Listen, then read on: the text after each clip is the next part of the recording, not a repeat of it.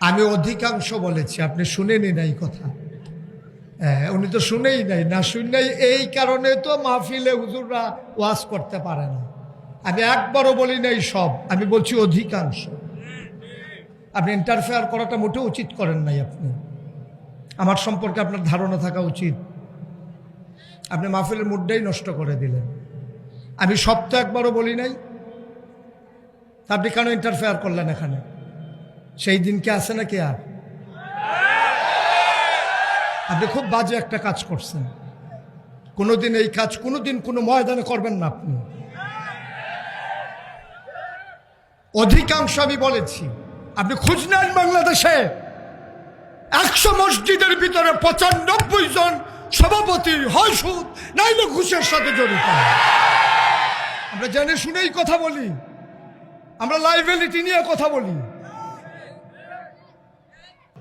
তো যেই কথাটুকুন বলছিলাম, খুব মনোযোগের সাথে কথা শুনতে হবে, অর্থ বুঝতে হবে।